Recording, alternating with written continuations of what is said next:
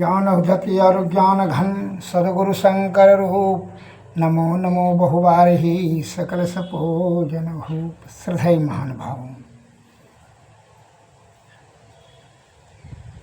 ये संसार में ज्ञान से श्रेष्ठ सर्वश्रेष्ठ कुछ नहीं है।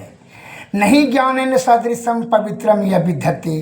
ज्ञान से श्रेष्ठ और पवित्र सा कोई वस्तु नहीं है। अतः ज्ञान रतन का भी जो प्राप्त करने के लिए सदैव जतन करें। इंद्रिय सुख की तृप्ति करने के लिए नाना प्रकार का जो छल कपट परपंच करते रहते हैं, आडंबर और पाखंड से धन और सुरा सुंदरी को प्राप्त करने की जो कुचेष्टा है, यह मन और अहंकार की बेईमानी है, जिसके कारण से अधोगति का आपका यह जीवात्मा का दुर्गति निश्चित करा देगा। जीते जी भी जो है आपको दुख होगा और मरने के बाद भी दुख होगा। आवागमन के चक्कर में फंस कर करके जोनी 84 लाख जोनी में परिभ्रमण होगा। अतः ज्ञान से ही सभी कार्य सिद्ध होता है। अतः ज्ञान प्राप्त करने में ही अपना बल बुद्धि और आयु को लगाना चाहिए। ज्ञान की प्राप्ति गुरु से होता है। इसलिए कहता है 3 लोक 9 खंड में गुरु से बड़ा न कोई करता, जो ना करी सके गुरु करे सो होई। एक राजा साहब अपने एक मंत्री सत्संगी उसंगी थे, वह ध्यानी थे, ज्ञानी थे, आत्मज्ञानी थे। तो कभी कभी उनकी सुसंगति में राजा साहब सत्संग भी जाया करते थे सुनने के लिए। सत्संग में सुन रखा था कि क्रोध है, भय, ईर्षा, अहंकार जब आपके ऊपर हावी हो जाए, लोभ है, राग द्वेष है, घृणा, काम वासना जब आपके ऊपर हावी हो जाए, तो उस समय किसी प्रकार का निर्णय नहीं लेना चाहिए। क्यों? क्रोध है, नाश का कारण होता है। क्रोध और ईर्षा, लोभ और काम वासना से बुद्धि विभ्रम हो जाती है और वह अधोगति में चले जाता है। इस प्रकार का शब्द राजा साहब सुन रखे थे। मंत्री के साथ में जाया करते थे सत्संग, मंत्री के कहने पर ही जाया करते थे। संजोग की बात हुई, उसका जो बिछावन बिछाने वाला था, नौकर सेवक राजा साहब का, तो रोज गलीचा तोशक तकिया बिछावन बिछाने का काम करता था, झाड़ पोछ करके। एक दिन रात के समय में बिछावन बिछा दिए और मन में सोचा कि अभी 2 घंटा राजा साहब को आने में यहाँ देर है, तब तक यह गलीचा पर हम आज सो करके देखें कि कैसा आनंद मिलता है।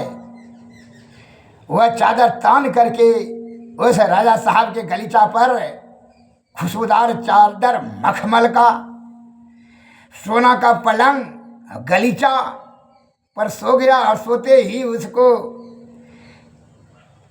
बड़ा आनंद आया और जो है वह गहरी निंद्रा में चला गया। अब क्या हुआ कि उसके बाद जो है रानी खाना पीना खा करके आई और रानी ने समझी कि राजा साहब सो गए हैं तो उसको जगाना उचित नहीं है। वह भी बगल में आकर के सो गई। अब जो है उधर से थोड़ा देर के बाद रानी भी गहरी निंद्रा में चली गई। जब उसके बाद राजा साहब आए तो दोनों को, रानी को और सेवक को साथ में सोए हुए देख करके अत्यंत क्रोधित हो गए। मन में इतना क्रोध आया कि तलवार निकाल करके दोनों को खंड खंड करके मार देने की इच्छा हो गया।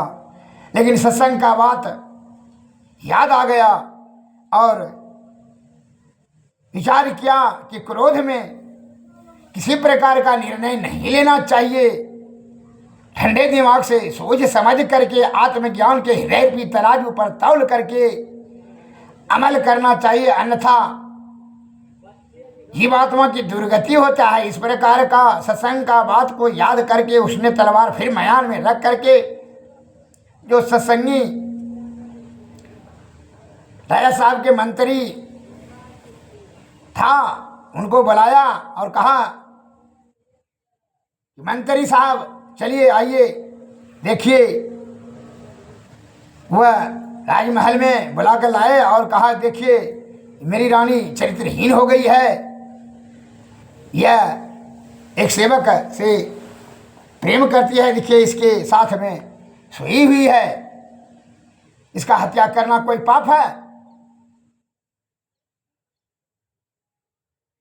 हम तो सत्संग में सुने थे कि क्रोध में आकर के किसी प्रकार का डिसीजन नहीं लेना चाहिए, इसीलिए हम रुक गए।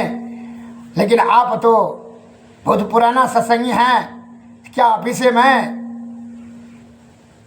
सलाह लेना चाहता हूं, क्या इसको कत्ल कर देना दोनों को क्या पाप है?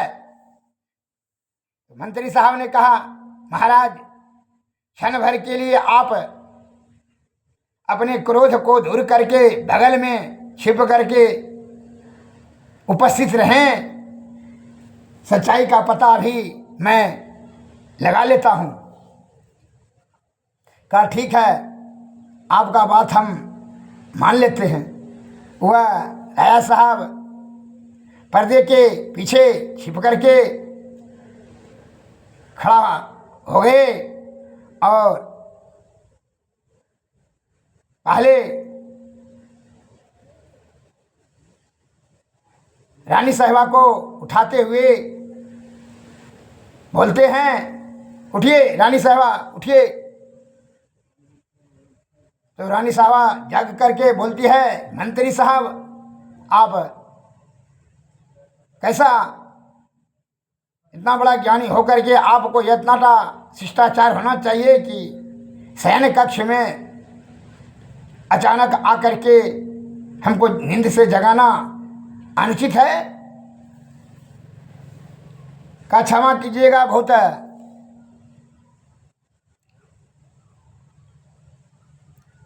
शीघ्रता है, राजा साहब से भेंट करना है, अतः राजा साहब कहाँ हैं? तो रानी साहिबा बोलती है, बगल में देख के सोए हुए हैं, आप देखने रहे हैं? ओ अच्छा अच्छा, वो राजा साहब हैं। कहाँ? तब कौन होगा?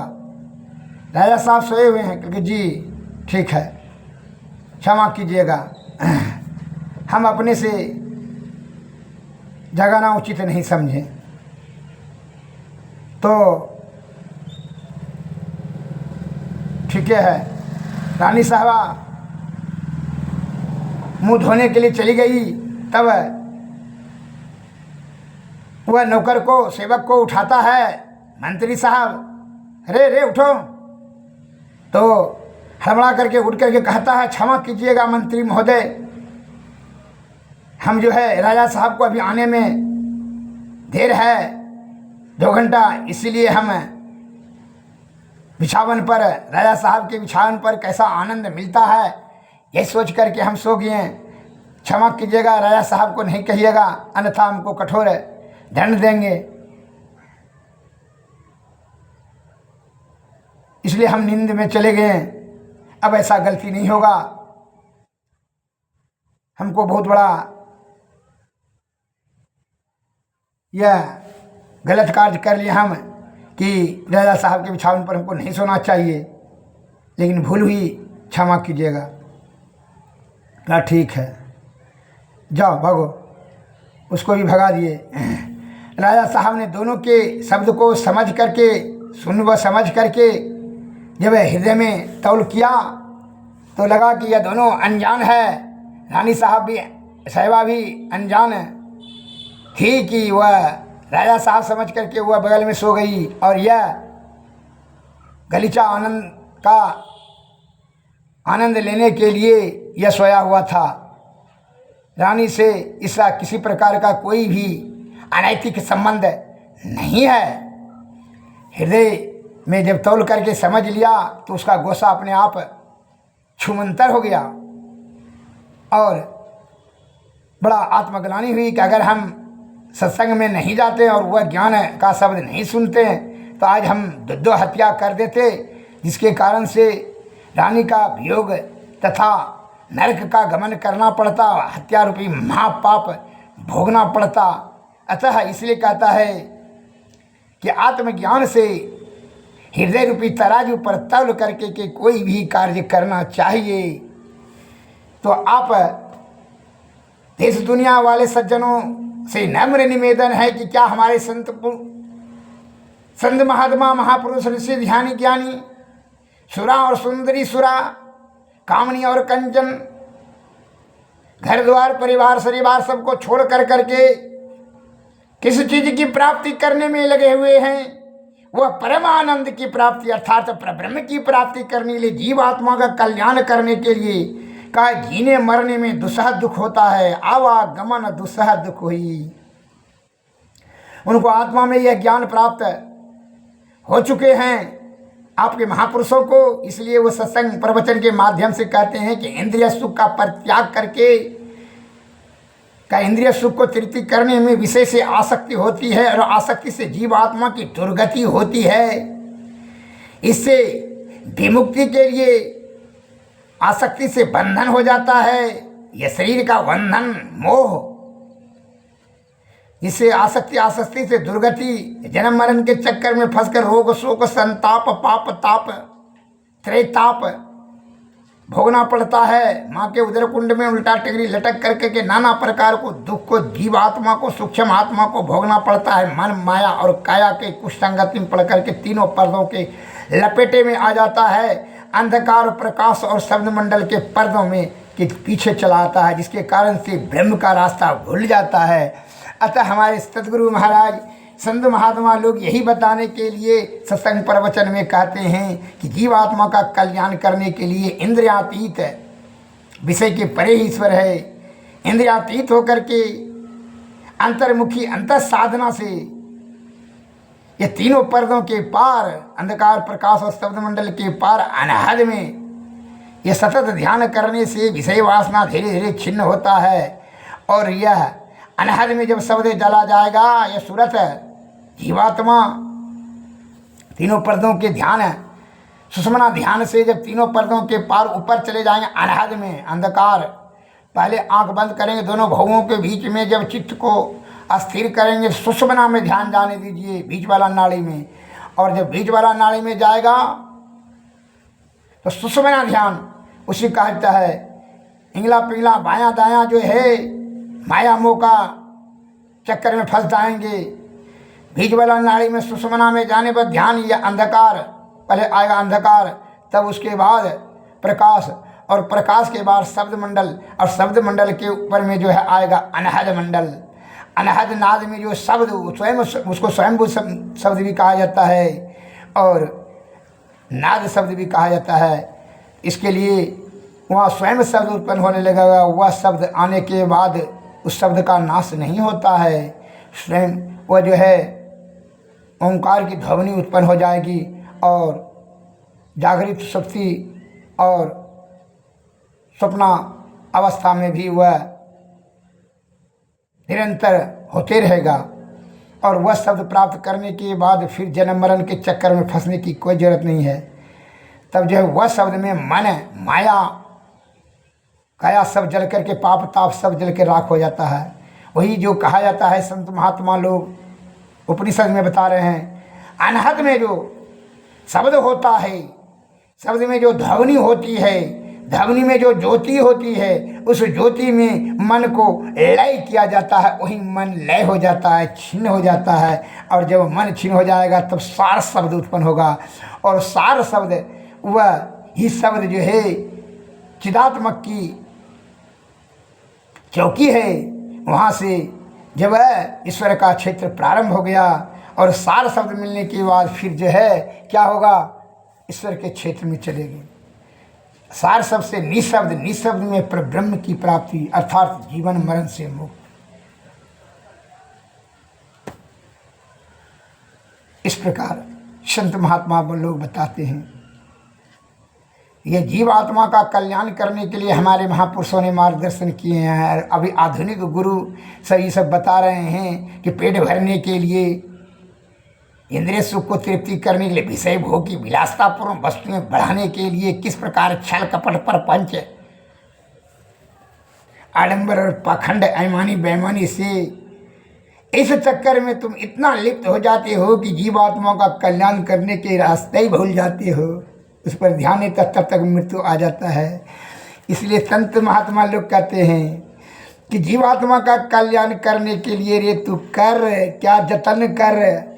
यह तन को रहते हुए मनुष्य एक ऐसा जीव है कि उसी को एक अधिकार है कि जो है ईश्वर प्राप्ति करके यह ब्रह्म की प्राप्ति कर सकता है। 84 लाख योनि में से यह मनुष्य तन ही एक ऐसा। इसलिए संत बानी बड़े भाग्य मनुष्य तन पाव, सुर दुर्लभ सद ग्रंथ ही गौ।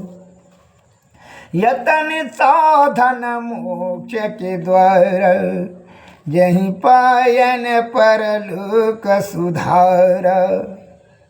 मनुष्य और पशु में कोई अंतर नहीं है। वह भी भोजन करता है, मलमूत्र त्यागता है। मनुष्य भी भोजन करता है, मलमूत्र त्यागता है। मैथुन क्रिया वो भी करता है, यह भी करता है। बच्चा वो भी जन्मता है, यह भी जन्मता है। लेकिन अंतर इतने है कि मनुष्य अपने विवेक और वैराग्य, ज्ञान, आत्मज्ञान से यह जीवात्मा का कल्याण करके ब्रह्म की प्राप्ति कर सकता है, लेकिन पशु नहीं कर सकता है। मनुष्य तन को ही इसलिए इसको साधन, मोक्ष का साधन कहा जाता है। इसलिए देवता लोग भी तरसते हैं। यह अनमोल रतन है। इसको व्यर्थ में, स्त्री गमन में, कामनी और कंचन में, सुरा और सुंदरी में, व्यर्थ में इंद्रिय सुख को तृप्ति दिलाने के चक्कर में जो कि तृष्णा का और वृद्धि हो जाएगा, इसके चक्कर में अपने आयु और बल बुद्धि को छिन्न करें। इसलिए इसके परम कल्याण करने के लिए जीते जी क्या कहते हैं, तीनों पर्दों के ध्यान सदगुरु के शरण में जाकर के जुक्ति से भक्ति, भक्ति से तब मुक्ति। वही बताएंगे। ब्रह्म की प्राप्ति करने के लिए प्रमुखतः 4 रास्ता बताते हैं हमारे गुरु महाराज। मानस जप, मानस ध्यान, दृष्टि साधन, सूरत शब्द योग। लेकिन सूरत शब्द योग जिसको निरानुसंधान करते हैं वह सरल और सहज बताते हैं। उससे करने से क्या होगा कि पाप ताप संताप भोगने की जरूरत नहीं। डायरेक्ट जो है ये जीवात्मा ब्रह्म आत्मा की प्राप्ति कर लेते हैं। फिर भोग जोनी की भोगने की आवश्यकता ही नहीं है। यह काम करना है जीते जी निरंतर ध्यान करते रहने से, सुषमना ध्यान करने से। सुषमना ध्यान जब अनहद में चला जाएगा तो नाद बिंदु पर चला जाएगा, तब जो है समझ लीजिए ईश्वर का क्षेत्र में चला गया। इसलिए संत महात्मा कहते हैं, क्षण क्षण पल पल तमय तेरा वही, नर्तन दुर्लभ फिर नहीं पावई। धन जन परिजन सहित अपन तन सब छाड़ी, जेहु काम यंतन यावई। क्षण क्षण पल पल तमय सिरावई, नर्तन दुर्लभ फिर नहीं पावई। दुर्लभ मानुष तन करिए गुरु भजन, बिना रे भजन व्यर्थ जन्म नसावई। छन छन पल पल तमय तेरावई। गुरु गुरु जपु नाम, गुरु ध्यान धरु राम, गुरु पद नख मनि तन मुख लखावई। छन छन पल पल तमय तेरावई। पद नख बिंदु धरित मन दृष्टि थिर करि, नख तेंदु भानुमय गुरु रूप पावई। छन छन पल पल तमय सिरावई, नर्तन दुर्लभ फिर नहीं पावई। यही विधि ध्यान धरि दिव्य दृष्टि करि करि, राम नाम सार धुन गुरु पर खावई। छन छन पल पल तमय तेरावई, नर्तन दुर्लभ फिर नहीं पावई। गुरु ही सो शब्द रूप शांति ऊपर, शांति प्रदो अनूप में ही यही विधि गुरु हरि मोक्ष पावे। चन चन पल पल तमय तिरावे। नर्तन नर्तन दुर्लभ फिर नहीं पावे। श्री सदगुरु महाराज। हे भाई, यह ईश्वर के प्रकृति ने बड़ा कृपा कर करके जो है यह नर्तन की संरचना की है। इसको इंद्रिय सुख में व्यर्थ में नष्ट न करें, काहे वही दुख का कारण हो जाएगा, जन्म मरण के चक्कर में फंसा देगा। जीवात्मा का कल्याण करने के लिए सदगुरु के शरण में जा कर के गुरु के पद का नख कर तो ध्यान कर। इसलिए कहता है अंतर के अंत तू बहिर्मुखी बाहरी इंद्रियां बाहरी से ईश्वर प्राप्ति नहीं होगा, भीतर चले जाओ। अंतर्मुखी अंतर साधना से इंद्रियातीत होकर करके ब्रह्म की प्राप्ति कर सकेंगे। इसलिए कहता है बहुत से मन के मस्तिष्क में सज्जनों में मस्तिष्क में प्रश्न उठता है ईश्वर कहाँ है। इसलिए कहता है संत महात्मा होता यह शरीर में ही पूरा ब्रह्मांड है, भीतर में ही तू चले जा।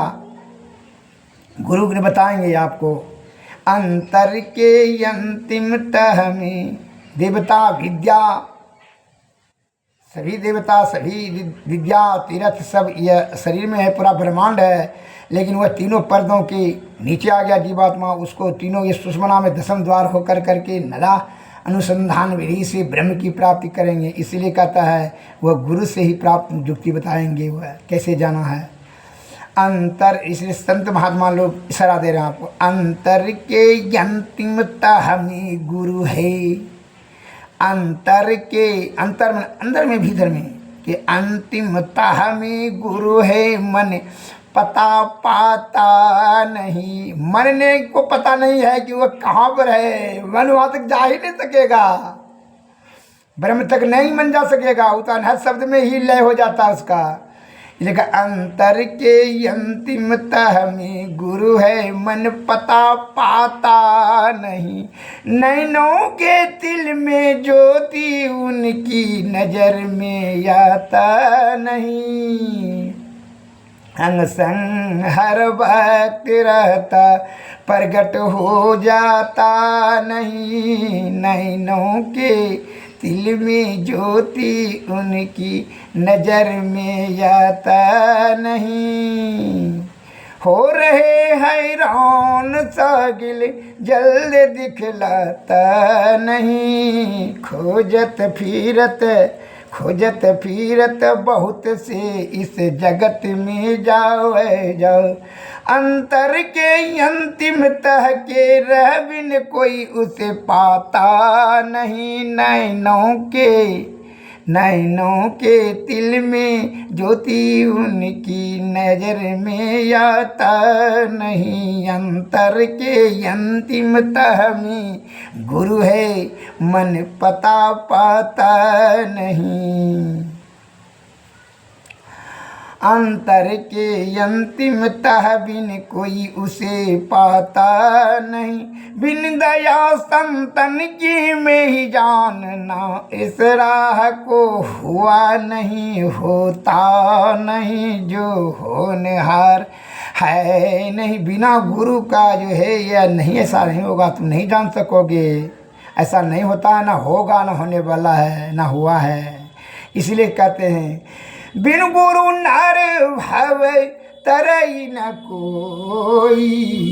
जौ हरि बिरंची शंकर सम होई। ब्रह्मा विष्णु महेश के समान आप हो जाएं। बिना गुरु का कृपा से विषय का त्याग और ब्रह्म तत्व का दर्शन सहज अवस्था संभव नहीं है। अतः सद्गुरु के शरण में जाओ। तू कहा विषय इतना प्रबल है, तू विषय के अधीन हो गया है। विषय की आसक्ति से तुम्हारी जीवात्मा की दुर्गति हो रही है। सदगति के लिए सदगुरु के शरण में जाकर के सदाचार का पालन करते हुए सद्बुद्धि से उनके चरणों की सेवा करें, तब जुक्ति मिलेगा। जुक्ति से भक्ति, भक्ति से तब मुक्ति। अमुक क्षणभंगुर चीज पाने के लिए स्त्री सुख पाने के लिए, भोजन का स्वाद सुख पाने के लिए कितना नाना प्रकार का छल कपट प्रपंच, वह तो अविनाशी परम प्रभु परमेश्वर को पाने के लिए क्या करना चाहिए। इसलिए संत महात्मा ही बताएं क्या करना चाहिए। सभी सद्गुरु महाराज उनके शरणों में जाएं। हमारे संत महात्मा बड़ी आसीन कृपा करके कि हमारे जीव आत्मा के परम कल्याण के लिए रात दिन सत्संग भजन सुनाते हैं और समझाते हैं कि इसकी परम प्राप्ति करने के लिए, ब्रह्म प्राप्ति करने के लिए, परमानंद के लिए तो आनंद का त्याग कर। भरी मुट्ठी तो कोयला पकड़ लेगा तो हीरा कैसे पाएगा रे। इंद्रिय सुख को तृप्ति करने में यह जीवात्मा का सुख, ब्रह्म सुख कैसे पाएगा। इसलिए इसे का सुख को तो त्याग कर और ब्रह्म सुख पाने के लिए अंतः साधना से, अंतर्दृष्टि से इंद्रियातीत होकर करके निरंतर सुषमना ध्यान कर। इसलिए कहते हैं सद्गुरु महाराज ही सब बताएंगे आपको सुख और परम सुख प्राप्त करने का विधि। इसलिए वह परम पूजनीय है, परम वंदनीय है। इसलिए उनकी आरती करनी। सतपुरुष की आरती कीजिए, हृदय धर को थाल सजीजिए। दामनी ज्योति झका झक जाऊँ तारे चंद लौकिकताओं में। आरती करत अति होत यति उज्ज्वल ब्रह्म की ज्योति अलौकिक उज्ज्वल। सन्मुख बिंदु में दृष्टि समावे, सन्मुख बिंदु में दृष्टि समावे। अचरज आरती देख न पावे, देव चक्षु सो अचरज पेखे। या जग सुख तोक्ष कर लेखे। होत महाधुन अनहद केरा, सुनत सूरत सुख लात घनेरा। सूरत सार सवद में लागी, पिंड ब्रह्मांड देह सब त्यागी। आत्म अर्पि के भोग लगावे, सेवक से भाव छूट जावे। हम प्रभु प्रभु हम एक ही होई, दैन हृदय रहे नहीं कोई। मही ऐसी आरती कीजिए, भव मह जन्म बहुरी नहीं लीजिए। श्री सद्गुरु महाराज की जय। श्री सद्गुरु नमस्कार।